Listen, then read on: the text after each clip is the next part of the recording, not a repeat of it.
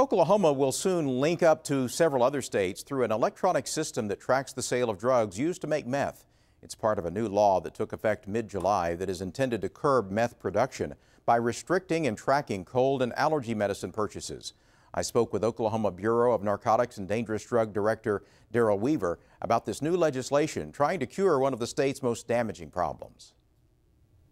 Let's talk about House Bill 2491 that has already gone into effect. It went into effect in July. What does it do? Well, it does a lot of things, Dick. First off, it puts us on a national tracking system for pseudoephedrine. And this will help us, and by the way, that's going to go into effect. That part of it has to be in place by January the 1st. We're way ahead of schedule. We believe working with the agency that's going to do that, we believe we'll have that in place by October 1st.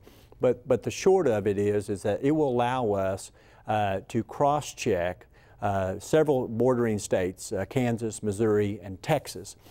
So we're really excited about that. A lot of times, as you well know, they'll go across state lines to buy their pseudoephedrine. Now, there are limitations imposed in this law. What are the limitations and what are those intended to do? Yes. It probably is the best teeth in the bill, actually, is the fact that these limitations, they've already went into effect. We've already implemented them at the Bureau of Narcotics with our tracking system. And what it is that you can only purchase 3.6 grams within a 72-hour limit. And you have a maximum of 60 grams per year.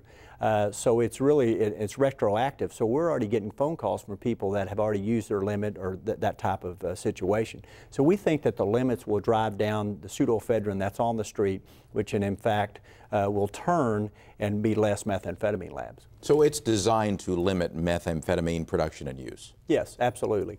I think our policymakers are trying to be as least intrusive to the good citizens of Oklahoma as we can. So what they've done is this bill is really a step and a tool in our tool chest to fight against the meth problem. You're limiting those particular drugs. Are you seeing results yet?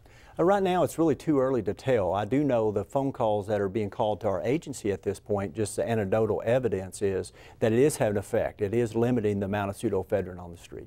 You talked about the registry. Other states are involved. It doesn't go into effect until later, but Oklahoma is trying to get it done earlier. Yes, we're working almost daily with a vendor that has this system, and right now we feel like that we will be in place long before January the 1st, and hopefully around October we'll have it in place. And there's a lot of logistics involved, as one might think, but we feel like this is going to have an impact.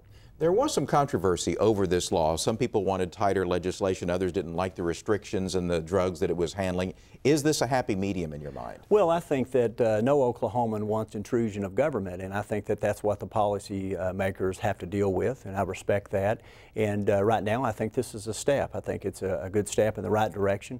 I think any tool that we can have at the Bureau of Narcotics and my folks can have and law enforcement can have in our state, we're going to utilize. And I think this is something that we're hopeful for. That'll make a profound impact on our meth problem.